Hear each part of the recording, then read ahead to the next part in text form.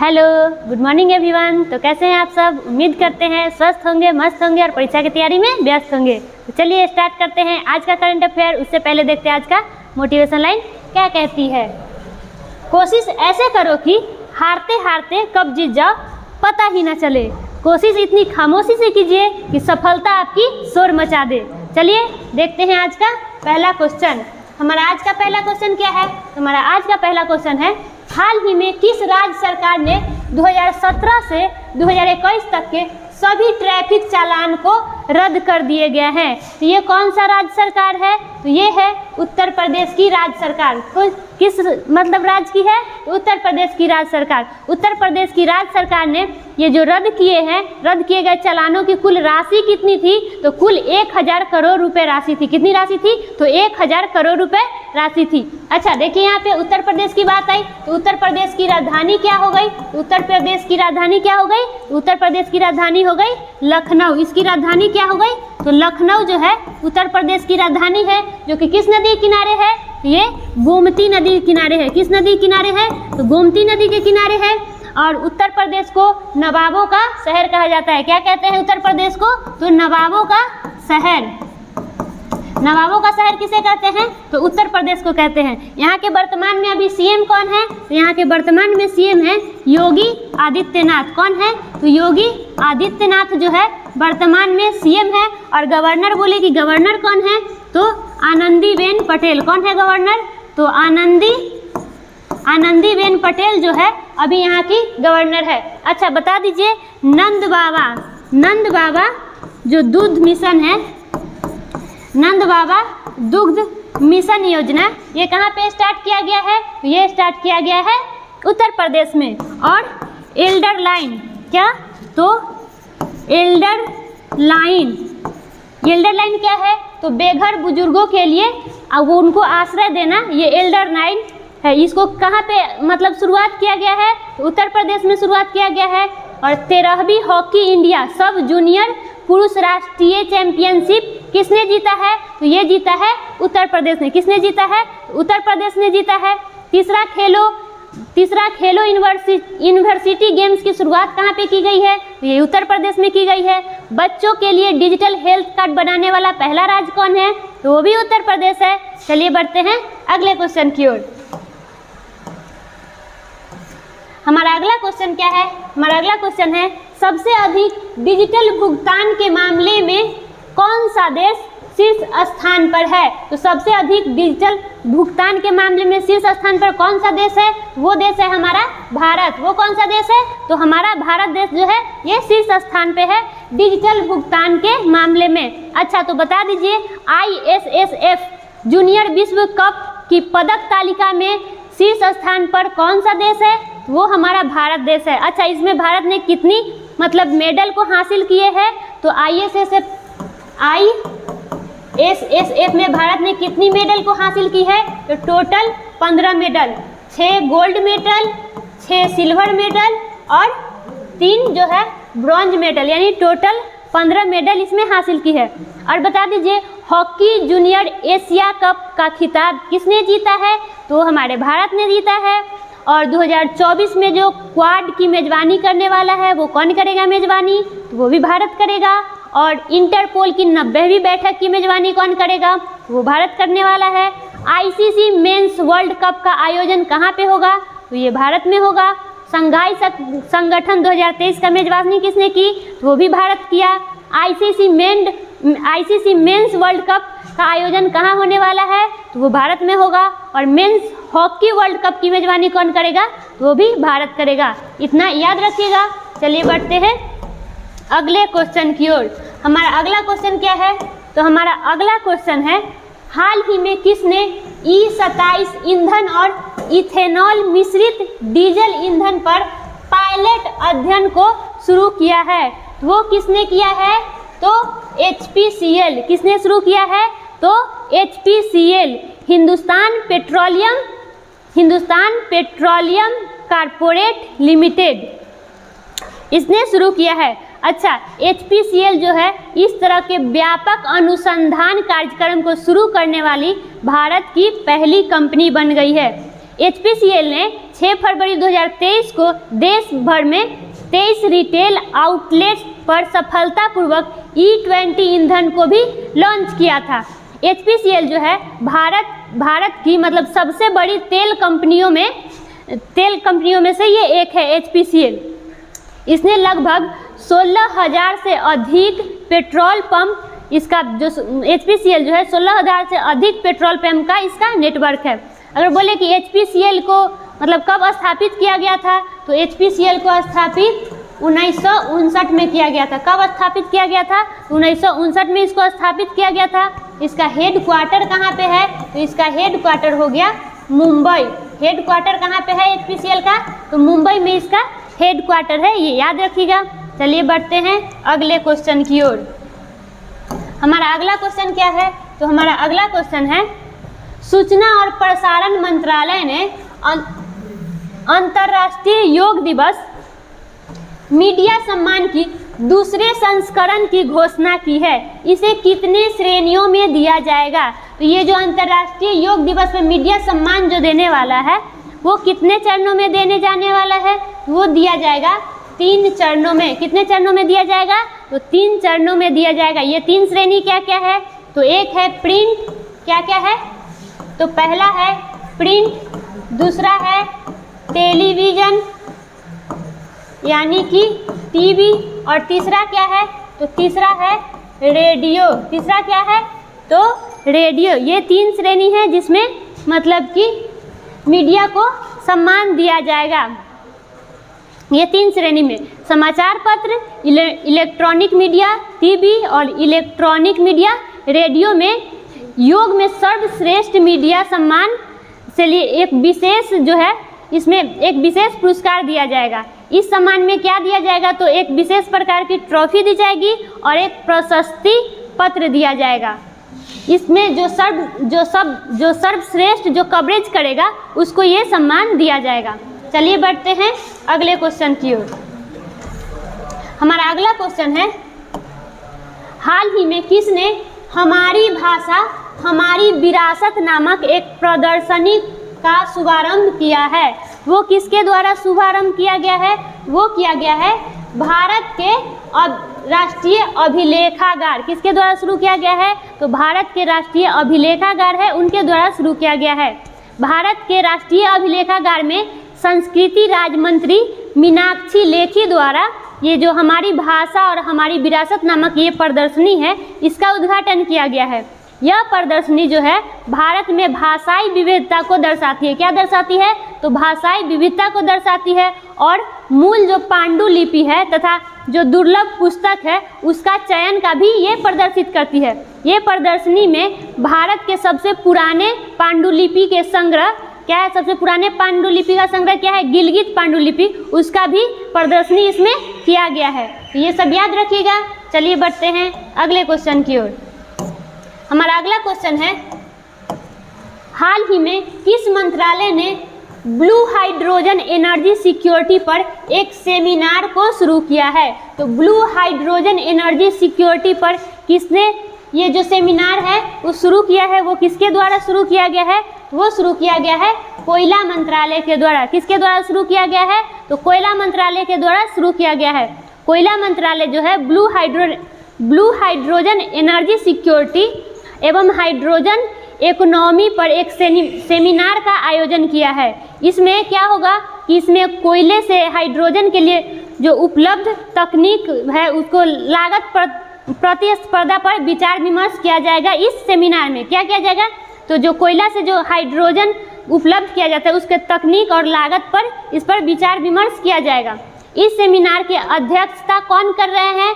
तो देवाशीष नंदा। अध्यक्षता कौन कर रहे हैं? तो अध्यक्षता कर रहे हैं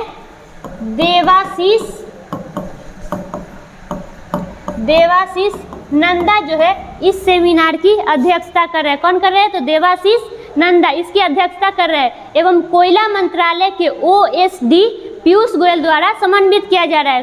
कोयला मंत्रालय के OSD कौन है? तो पीयूष गोयल, जिनके द्वारा इस सेमिनार को समन्वित किया जाएगा। चलिए बढ़ते हैं अगले क्वेश्चन की ओर।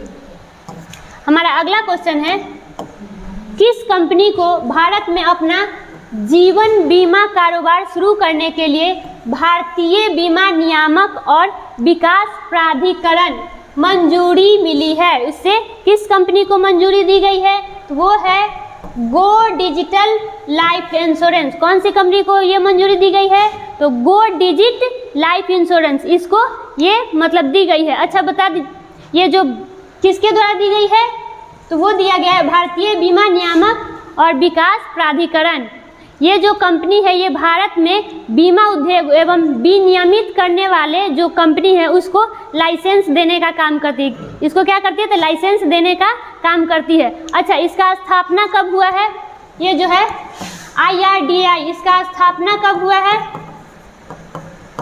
तो इसका स्थापना हुआ है 1999 में। कब स्थापना हुआ है? तो 1999 में इसका स्थापना हुआ है। इसका हेड क्वार्टर कहाँ पे है? तो इसका हेड क्वार्टर हो गया हैदराबाद। इसका हेड क्वार्टर कहाँ है? तो हैदराबाद में इसका हेड क्वार्टर है। और वर्तमान में इसके अध्यक्ष कौन है? तो इसके अध्यक्ष हो गए देवाशीष पांडा। कौन है अध्यक्ष? तो देवाशीष पांडा जो है अभी वर्तमान में इसके अध्यक्ष है, ये याद रखिएगा। चलिए बढ़ते हैं अगले क्वेश्चन की ओर। हमारा अगला क्वेश्चन है, हाल ही में NHDC लिमिटेड कंपनी किस राज्य में 525 मेगावाट की पंप स्टोरेज पावर परियोजना का निर्माण करने जा रही है? वो किस राज्य में इसका निर्माण करने जा रही है? वो राज्य है मध्य प्रदेश। कौन सा राज्य है? तो मध्य प्रदेश। मध्य प्रदेश की राजधानी क्या हो गई? मध्य प्रदेश की राजधानी हो गई भोपाल। अच्छा देखिए यहाँ पे NHDC का फुल फॉर्म क्या होता है? तो NHDC का फुल फॉर्म होता है नेशनल हैंडलूम डेवलपमेंट कारपोरेशन। क्या होता है? National handloom development corporation limited. ये जो है मध्य प्रदेश के खंडवा में इंदिरा सागर जो बांध है उसी के पास में ये परियोजना को स्टार्ट किया जा रहा है। यह परियोजना कब तक पूरा होने की उम्मीद है? तो ये परियोजना जो है 2025 तक पूरा होने की इसकी उम्मीद है। चलिए बढ़ते हैं अगले क्वेश्चन पे। हमारा अगला क्वेश्चन क्या है? हमारा अगला क्वेश्चन है, हाल ही में भारत और किस देश के बीच पहली गोलमेज संयुक्त बैठक हुई है? तो भारत और किस देश के बीच में हाल ही में ये जो गोलमेज संयुक्त बैठक हुई है वो किस देश के बीच हुई है? तो भारत और न्यूजीलैंड के बीच। किस देश में हुई है? तो भारत और न्यूजीलैंड के बीच। तो बता दीजिए न्यूजीलैंड की राजधानी क्या हो गई? तो न्यूजीलैंड की राजधानी हो गई वेलिंगटन। इसकी राजधानी क्या हो गई? वेलिंगटन। और यहाँ की राष्ट्रीय पक्षी क्या है? तो कीवी। यहाँ की राष्ट्रीय पक्षी क्या है? तो कीवी यहाँ की राष्ट्रीय पक्षी है। इसकी राजधानी हो गई वेलिंगटन और कीवी यहाँ की राष्ट्रीय पक्षी है। अच्छा न्यूजीलैंड से याद रखिएगा कि दक्षिण का ब्रिटेन किसे कहते हैं? तो दक्षिण का ब्रिटेन जो है वो न्यूजीलैंड को कहते हैं। किसे कहते हैं? तो दक्षिण का ब्रिटेन न्यूजीलैंड को कहते हैं। न्यूजीलैंड की सर्वोच्च चोटी क्या है? तो माउंट कुक। यहाँ की सर्वोच्च चोटी क्या है? तो माउंट कुक जो है यहाँ की सर्वोच्च चोटी है। माउंट कुक जो है न्यूजीलैंड की सर्वोच्च चोटी हो गई। यहाँ की मूल निवासी है उसको क्या कहते हैं? यहाँ की मूल निवासी को माओरी कहते हैं। क्या कहते हैं? तो माओरी। यहाँ की जो मूल निवासी है न्यूजीलैंड की उसको क्या कहते हैं? माओरी कहते हैं, याद रखिएगा। चलिए बढ़ते हैं अगले क्वेश्चन की ओर।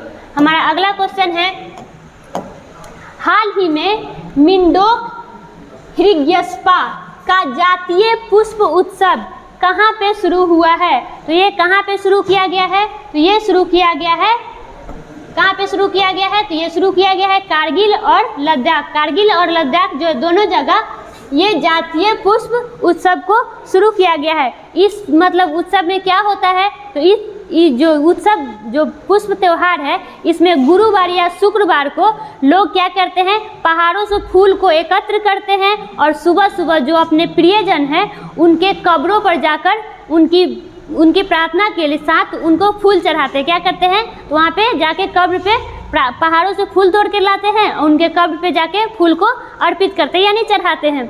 अच्छा ये जो है मिंडोक हिरिग्यस्पा, इसका मतलब क्या होता है? तो इसका मतलब होता है फूल खिलना।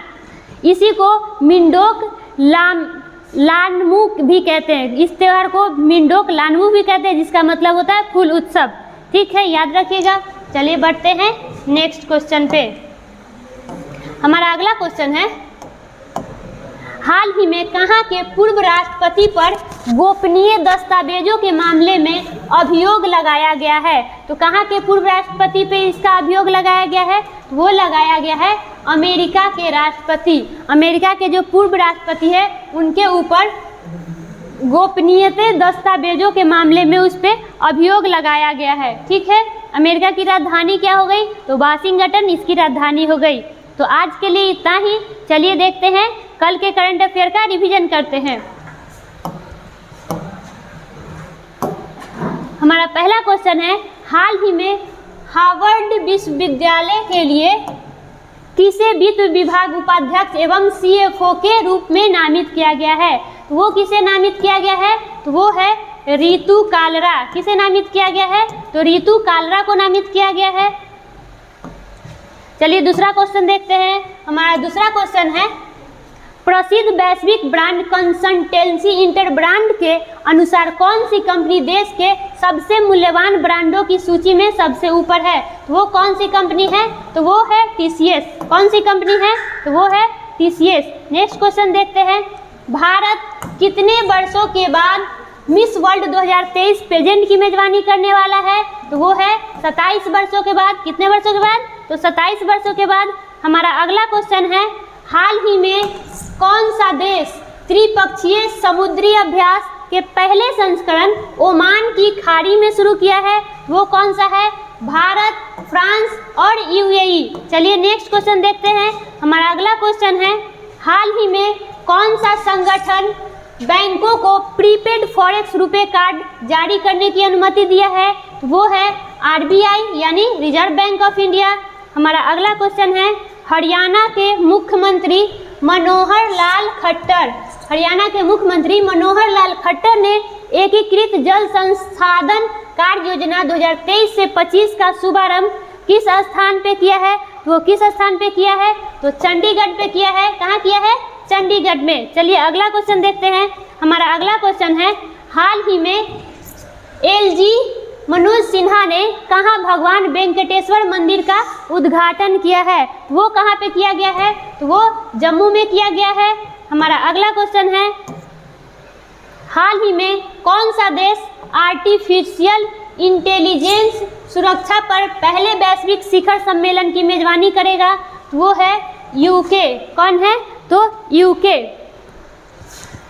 चलिए देखते हैं हमारा अगला क्वेश्चन। हमारा अगला क्वेश्चन है, जून 2023 में सूहल में ISSF जूनियर विश्व कप की पदक तालिका में कौन सा देश शीर्ष स्थान पे है? तो वो देश है भारत। कौन सा देश है? तो भारत। हमारा अगला क्वेश्चन है, हाल ही में कौन सा उत्तर पूर्व राज्य ने जिला सुशासन सूचकांक जारी किया है? तो ये जारी करने वाला कौन सा राज्य है? तो वो है उत्तर प्रदेश। कौन सा राज्य है? तो उत्तर प्रदेश, अरुणाचल प्रदेश। कौन सा राज्य है? तो अरुणाचल प्रदेश। हमारा अगला क्वेश्चन है, हाल ही में सर्बानंद सोनोवाल ने बेस्ट टू वेल्थ पहल में तेजी लाने के लिए कौन सी ऑनलाइन ड्रेजिंग मॉनिटरिंग सिस्टम को लॉन्च किया है? वो कौन सा है? तो सागर समृद्धि। तो आज का ये लास्ट क्वेश्चन था। फिर मिलते हैं नेक्स्ट वीडियो में। वीडियो कैसा लगा? अच्छा लगा तो लाइक कीजिए, कमेंट कीजिए और वीडियो को शेयर कीजिए। धन्यवाद।